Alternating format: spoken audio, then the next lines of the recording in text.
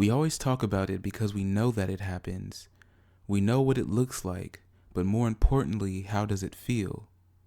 Allow me to illustrate. It's never anything positive. I think I'm being too loud, too much, not enough. So I try and be exactly what they want. If I think they think I'm too much, I make myself less. This school of thought is almost never on the other end. It leaves me exhausted. I'm always trying to predict what others are thinking about me 24/7. Not only that, but acting in accordance. Now that sounds messed up.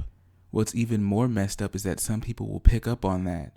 Some people will play along with this act because they've seen you in your entirety. They hear what you think you could be. They see what you said you could be. They refuse to reflect it back onto you.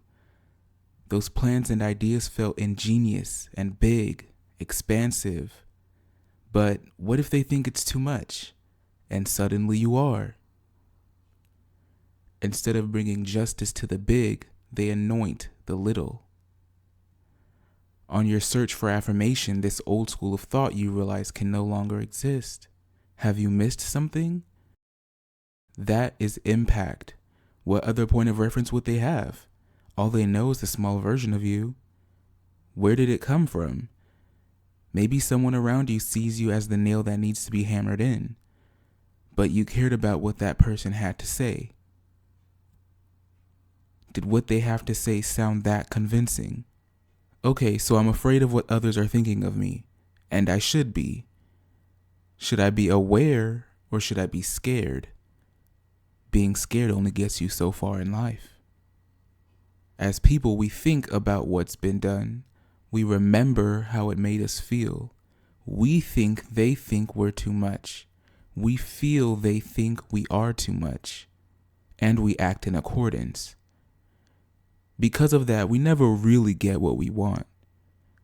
We never go see what it could have been. We settle like an anchor at the bottom of the sea to what's now always been. Truth. You never go from what's been to what it could be in a jiffy. What you've been living at has been your anchor for who knows how long at this point. Wanting to toss it again creates friction. Everyone and everything in your anchor is affirming what you've always done. It's always been that way, right? It's always been that way lives inside of people. It's contagious and it can live inside you. Consistent correction takes a lot of work. That's why many succumb to what's already happened. What's always been trumps what could be. Because what else could it be if it's always been this way? They aren't thinking creatively. Why would you? That's not a subject you learned in school. Creative thinking is only ever served on a platter as something only a select few can eat. We call those working people artists, starving and misunderstood. But it takes a lot to live life.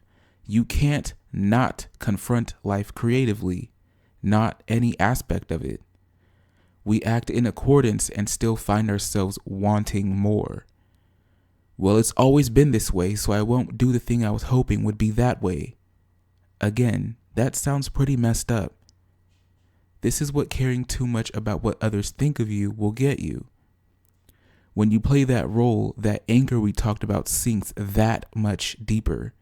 If you play it for too long, you forget what you wanted, why you wanted it, when you would go about it, where and when you wanted it.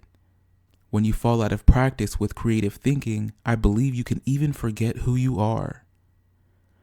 All of this in behind worrying about what others think and acting in accordance.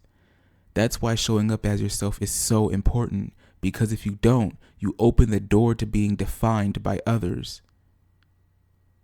Doesn't that sound like a bad spot to be in? But being afraid of what others think of you is a pretty common sentiment.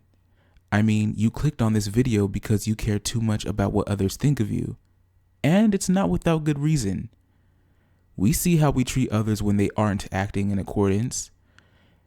We see that and we go, oh, it really has always been that way. We see how we treat others when they aren't acting in accordance. Not only that, but when they aren't acting in accordance, it reaffirms the role we play. typecasted. Remember that anchor analogy? Acting in accordance is our anchor. And remember how what we want is over there, but right now we're here, and how it's always been that way? Yeah, in order to get over there, that gap or that perceived gap requires creative thinking. Right now, we're stuck in patterns that reward us for not thinking creatively. Not only that, but others are doing the same. All of this is happening because I care too much about what others think of me. And I'm afraid of what others might think of me because I see how we treat people who are not like us. Because of that, I care so much about what others think of me.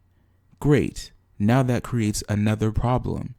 Now we need to address how poorly we treat others and how poorly we treat ourselves.